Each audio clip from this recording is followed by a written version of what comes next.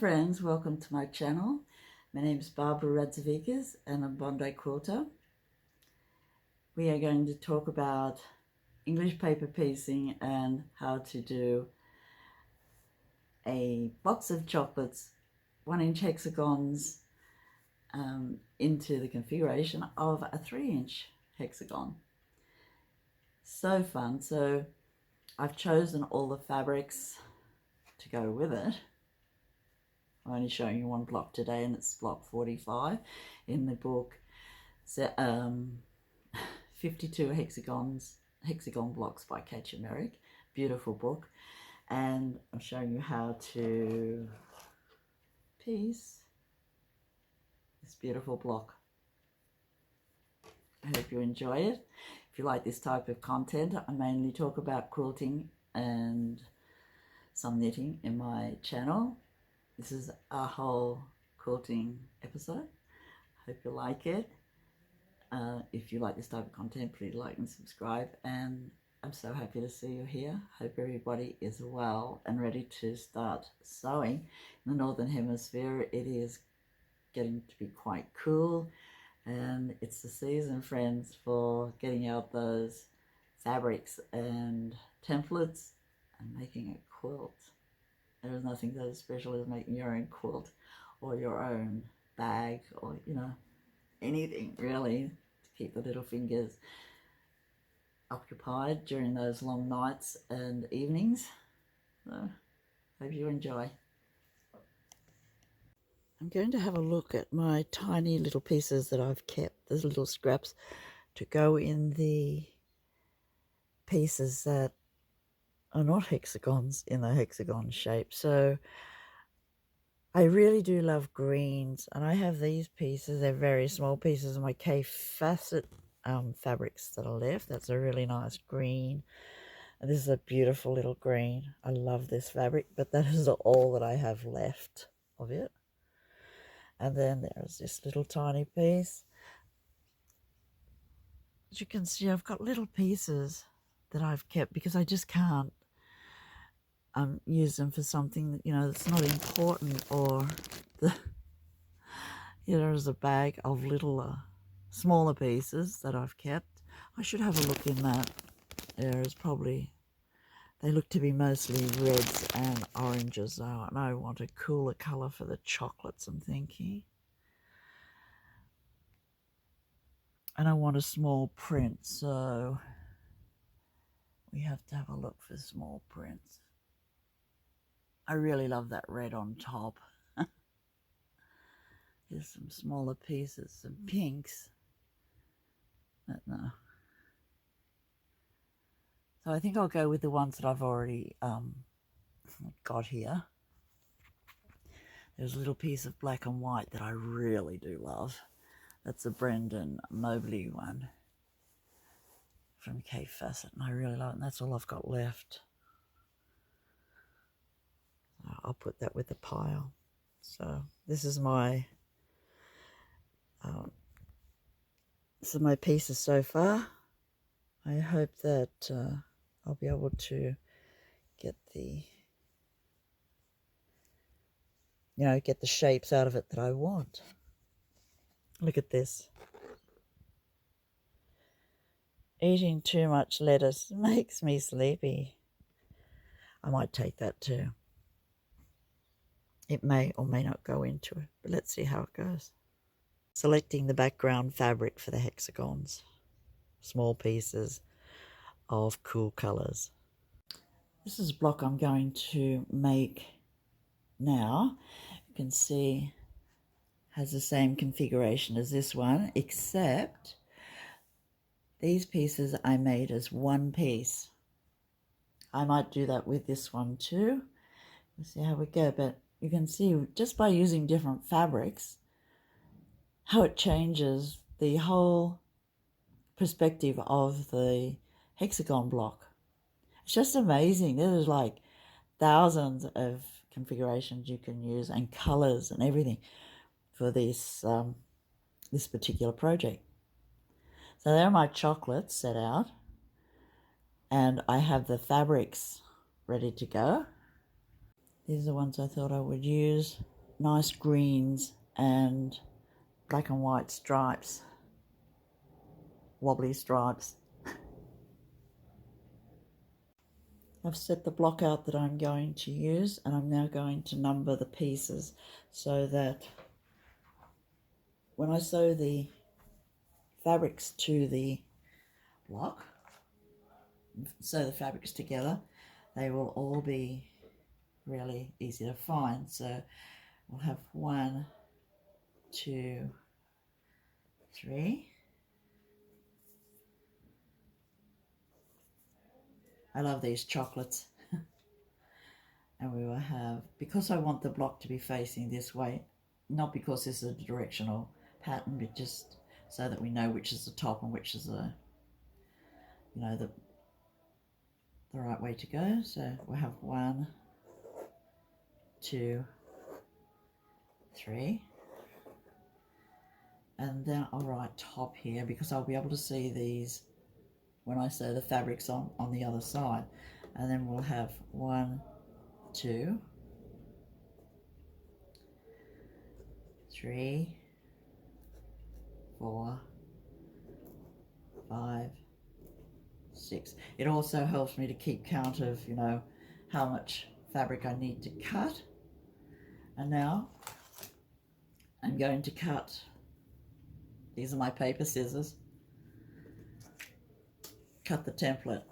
So it's really easy to do, especially if you make a number of the same piece. I've got the picture in my book to show me how the pieces go together, but it's not really necessary. And then I'll put them here as I cut them. I've already got the hexagons made, and I've English paper pieced them to the template, or 1-inch hexagon with thread basting.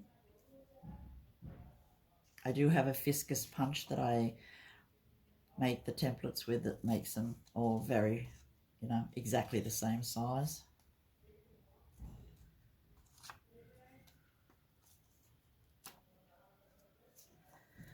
And 3. It's a really cool shape now, isn't it?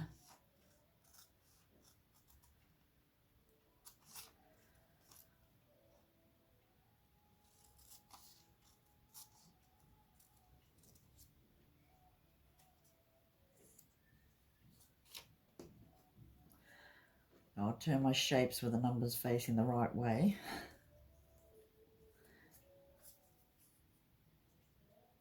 I'll cut out these pieces, and I'll leave them as this for the moment.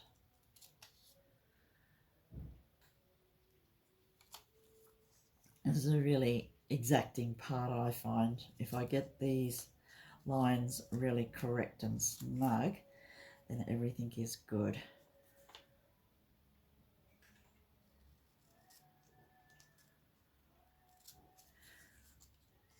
This is English paper piecing, you know. Everybody who does English paper piecing loves this. Last one. Somebody's got loud music on outside. I hope we can't hear it. I don't want to put the window down because it's just too hot. It's getting very humid here, even though next week is the first week of summer. The humidity, because we're going to have a storm later, is starting to intensify, and I don't like humidity. So I have all my pieces cut out at the moment except these pieces, which I will cut when I'm ready to cut the fabric. So that's that part so far. Now going to have a look at how to best use the fabric, you know, with what I've got left here. So we will, and I need I do like a nice seam allowance of like 3/8 of an inch. Just gives me a bit more room to play with, and I don't like really narrow, you know, narrow seams. I'm not going for the grain so much. just placement of their pieces, really.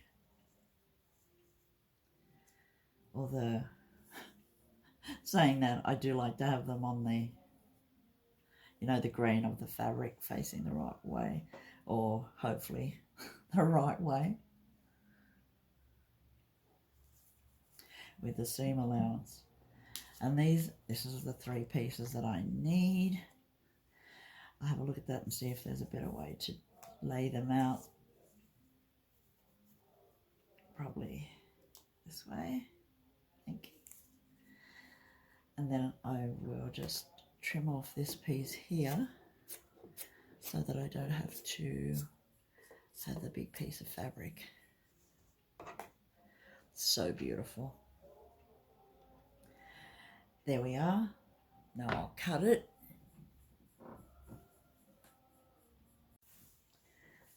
I've roughly cut out the pieces and I've kept the numbers on top because when I've thread basted them together, I'll be able to see the numbers and the way that they face. So you can see this is how I do it. Just holding it in my hand. And this is my seam allowance.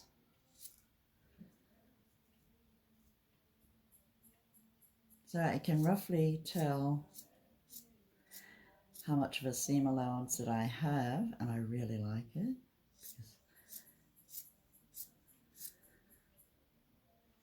Just trim off the pointy bits.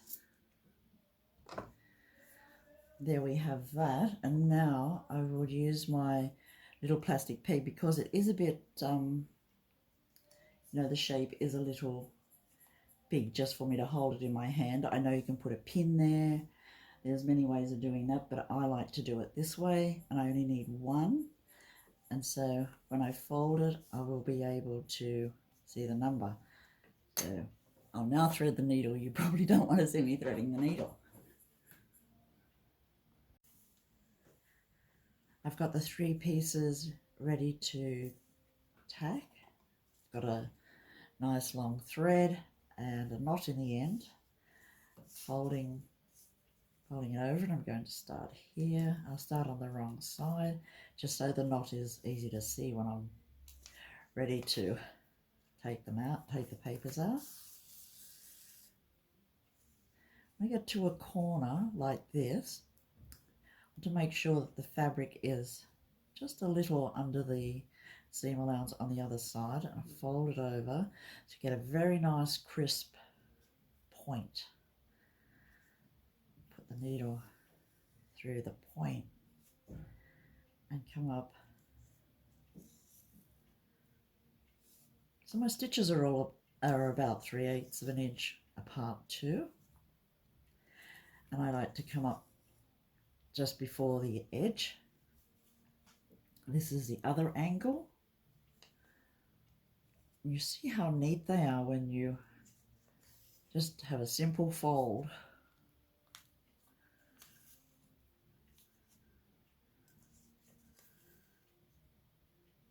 3 stitches on this side.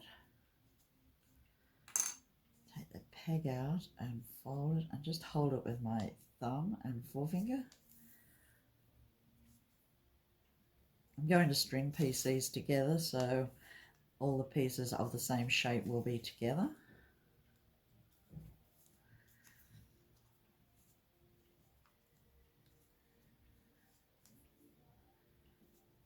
And I'll just take a double stitch here just so that it's secure and in place.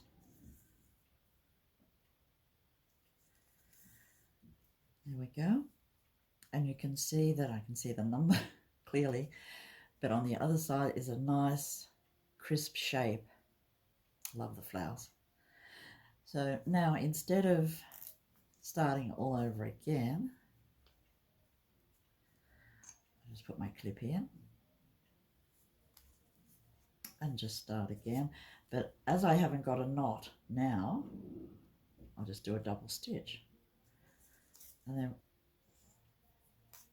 and you can see, I've got them all all together, and I'll just hold that with my other fingers like this so that it doesn't tangle the cotton as I'm tacking. And just take a double stitch and come up just before the edge, go around,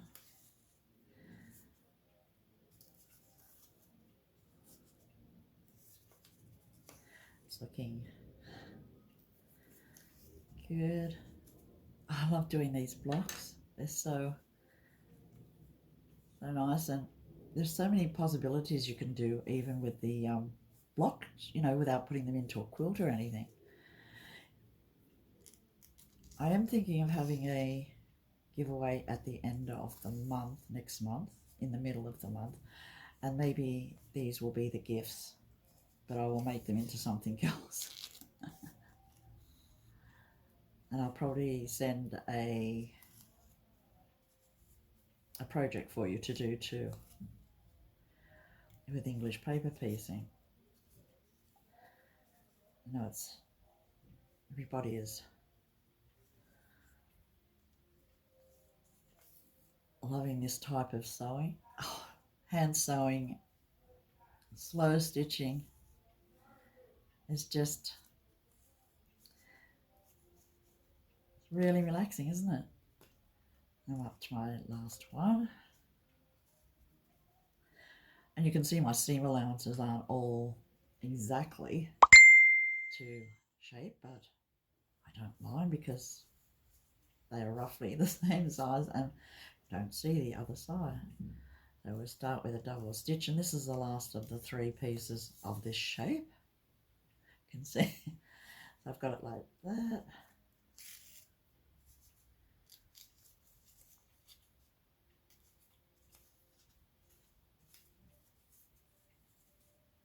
After I've done the first couple of stitches, I don't need to hold the ones that are underneath because they just sort of hang there and gravity keeps them out of my way.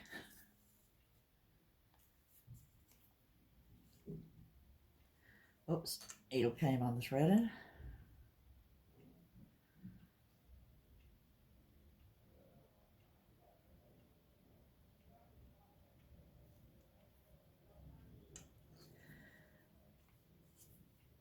Come up.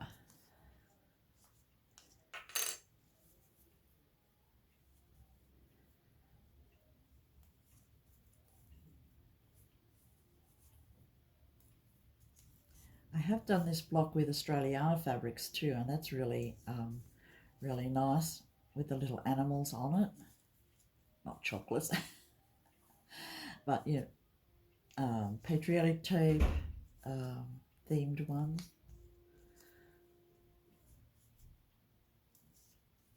These would make great little hot cozies if you put a back on them or something. We'll see what we do with it. It's so exciting. So that is my 3 pieces sewn together. I'll just cut the thread.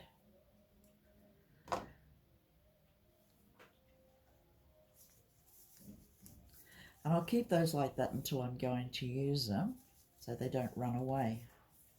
Now for the next colour. So this is the only other shape that I have to do. And I will need 6 little pieces. I'm doing it as separate pieces because you can see there's an angle. You can see I haven't trimmed this really well. I want it exactly on the line. And then what I'm going to do now is cut these little pieces in half. So I will have very small pieces. Get back to you in a minute. You can see this fabric has a direction on it. So these little pieces I want to go to a point like this. To be like that.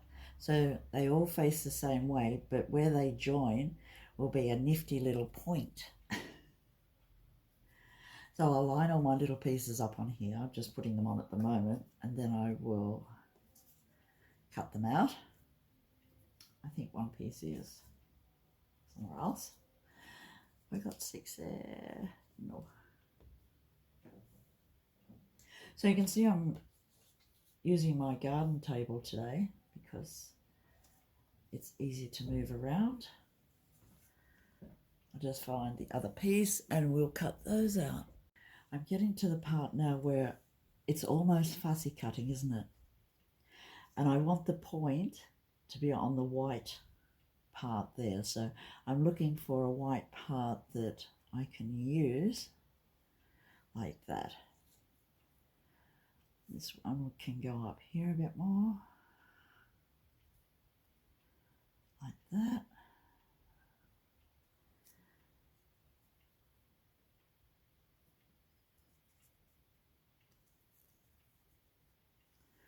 Now to cut them out with a seam allowance, just like I did with the other piece. We're now up to the last pieces, the very small pieces.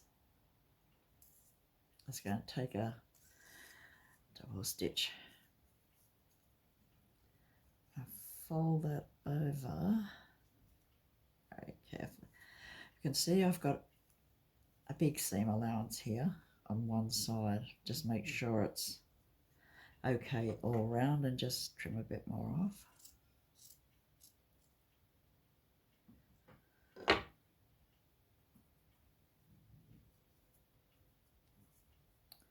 So just the same as the other shapes with these angles on the points.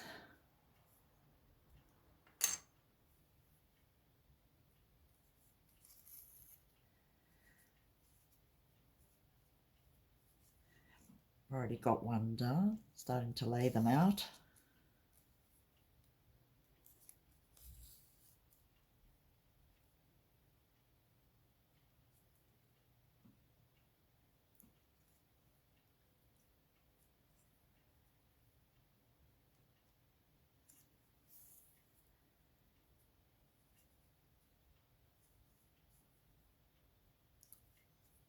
And I'll just keep going with the rest of them. Another 4 to go.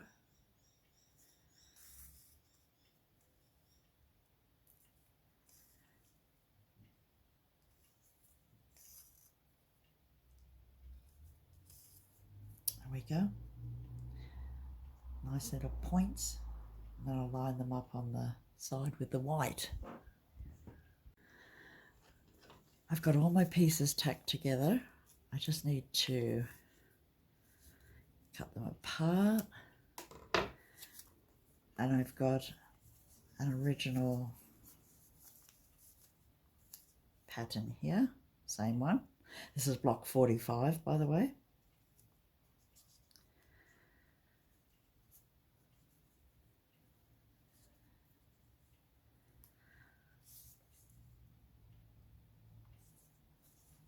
This is the exciting part, isn't it? See how the colours all go together that I've chosen, because you know you're not really sure until this point. I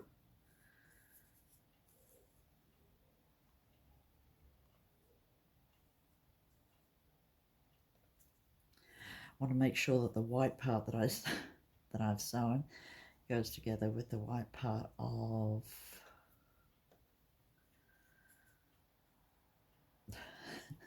dyslexia, friends. Oh golly. I will get in a minute.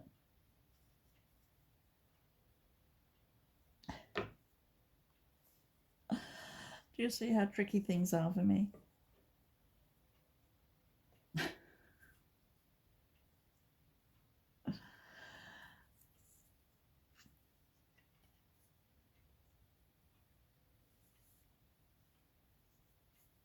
We will get there in the end, though. That's the whole point of it all.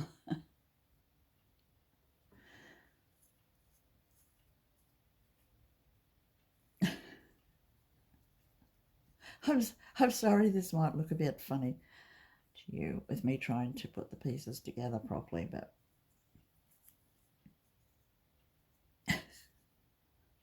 I will get it.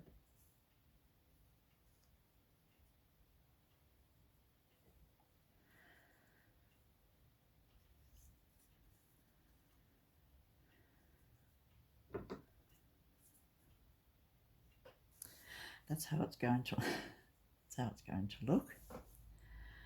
And that is a box of chocolates. Now to whip stitch the pieces together, what I'm going to do is I'll show you how I've sew these pieces together, but there is an easy way so that the shapes go together really neatly. So first I will sew these ones together, and I'll sew them to the top of the hexagons where they go, and then it'll be easy just to have this seam here.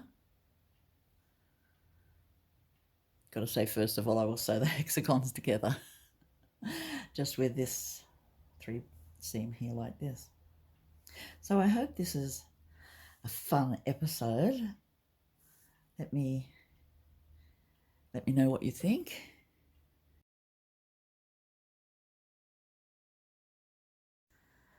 I've started piecing the block together. I'm now sitting at the TV, so it's near the window. I've got some more light. I have sewn together 2 hexagons and now about to sew the 3rd one together. I'm going to whip stitch them, and to do this curved part here, first I'm going to sew right to the center, and then turn it. And because I use photocopying paper that is very malleable and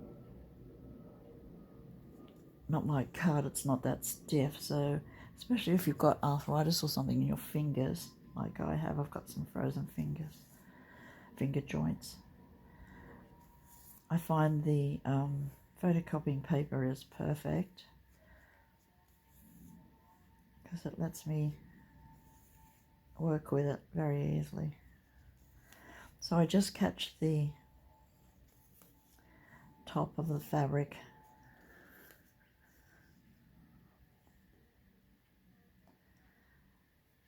and you can just feel where the fabric and the paper are, just with the tip of your thumb and the point of the needle.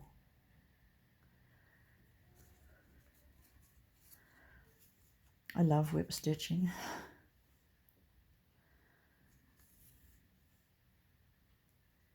I've whip stitched a lot of quilts together by hand.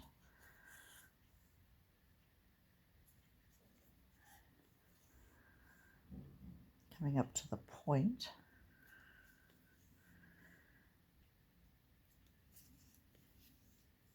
So here we are, and you can see I'm taking 2 stitches there. Don't want my cotton to run out through the needle. And now I'm going to open it up and bend it so that this part of the hexagon and this part are together perfectly. And you see I can fold the photocopying paper in half, and it lets me get very close to the joining point. I love it.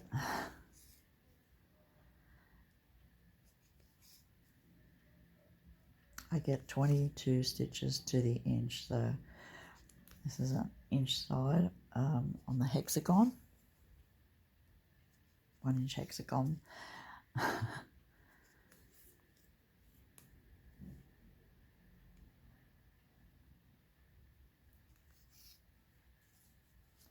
I'm sewing it with black thread because I like to sew with the colour that best matches the fabric. And I like to give it a little tug, you know, each stitch, so that you don't see it on the other side, on the right side. And then when I get to the end, just take a few stitches back.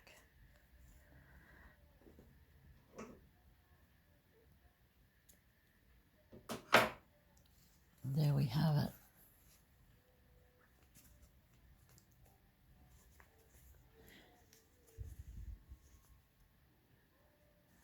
And now I'm going to join the black and whites together. I'm going to join all of these smaller pieces together, just in the center here, so that I can sew them to the top of the hexagon. So I'm going to do that now. That will take me a little bit, and I'll come back when I've got all these pieces together. And then I'll show you how I do them, sew them to the top. I've got the centerpiece done, and now I'm up to connecting the black and white stripes to the top of the hexagons. By doing it this way, it will allow me to do a very easy seam there. I like finding easy ways to make the blocks into continuous type seams. I think it's fun. That's half the fun of it. But yeah, this is how it's going to look soon, hopefully. So I'll sew all these on, and then I'll show you the last construction piece. I've got all my tips on now, and the last step is to sew this part in. And you can see all I have to do is go a very easy seam, and that will make a really nice little block.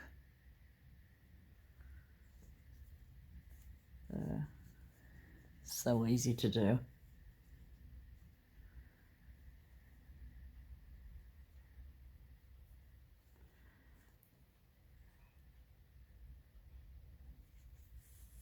I like to pick the hardest. I know this might sound really congruous to most people, but if I've got a project to do and there are many options to it, like, you know, many levels, I always go for the hardest level, because in my way of thinking, I might never do another project the same. So I always go for the hardest and the most difficult the first time. No starting easy with me. I always pick the hard option, the most difficult, but it seems to always work for me, which is very odd.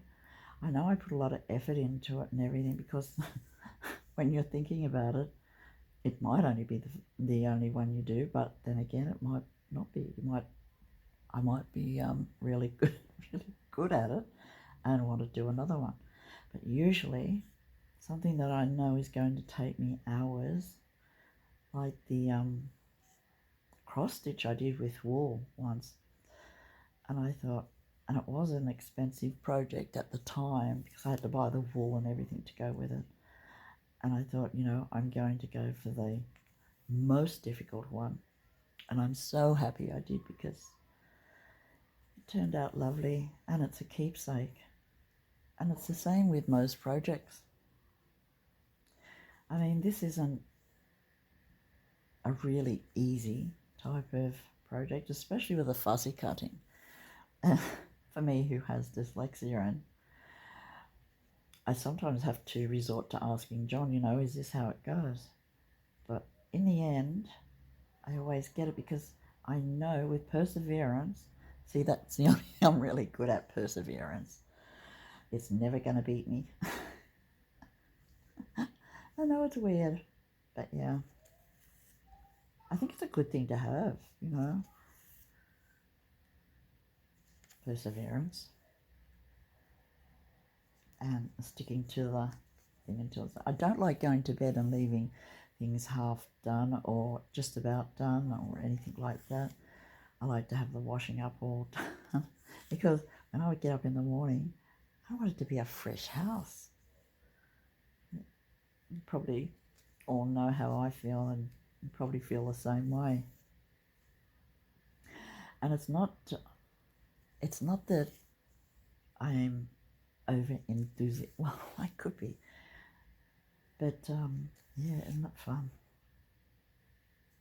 I love getting projects finished. I love seeing how they'll look.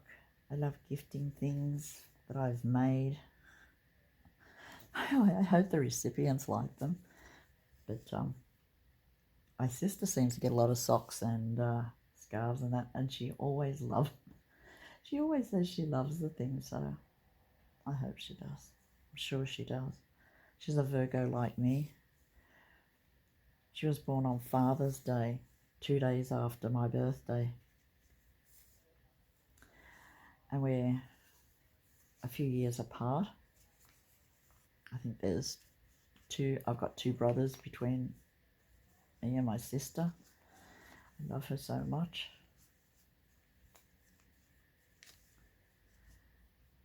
But she is very gift worthy. And so are my friends. And that's why I like this YouTube channel, because I can have giveaways and people really like the things that I give them, so hopefully they do anyway. So this is me chatting away while I am nearly finished the first piece here. It's turned out to be a really lovely day. I imagine there's a lot of people at the beach. I might go for a walk later when the breeze comes. It's a bit hot walking around the middle of the day here with the humidity and everything. But because I live near the coast, there's always a nice breeze that comes around about 3:30, 4 o'clock in the afternoon. It's called the Southerly Buster. And it is so nice. It's so cool because the air blows over the ocean. I thought there was a storm coming, you know. Maybe it still will later. But nothing happened. There was a whole lot of thunder this morning. A lot of thunder.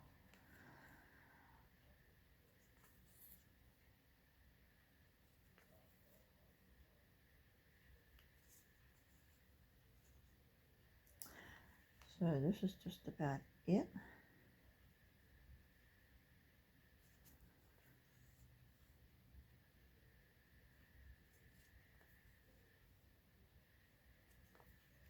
Just taking a few back stitches.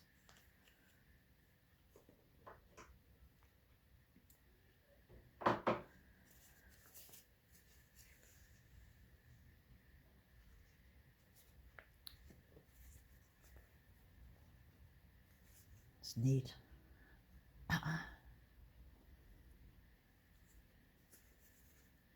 So I'll continue on and sew the next 2 in, and then I'll iron it and we'll have a look at it finished.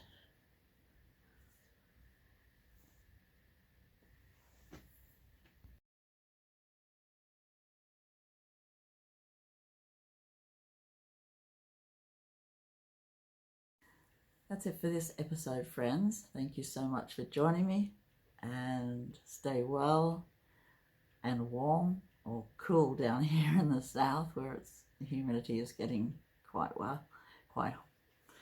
sticky. And I'll see you next time. So glad to see you, friends. Bye. This is the finished block. I think the colours look really nice together.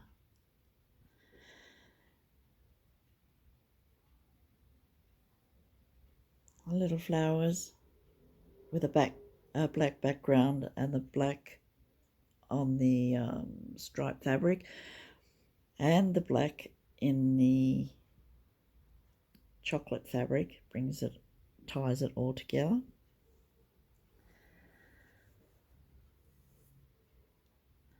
I'm hoping there's enough of the little flower fabric to do a few more of these blocks. Not exactly the same, but some of the other ones that we looked at. I'm just going to iron it now. I've just ironed the block. It's all nice and flat.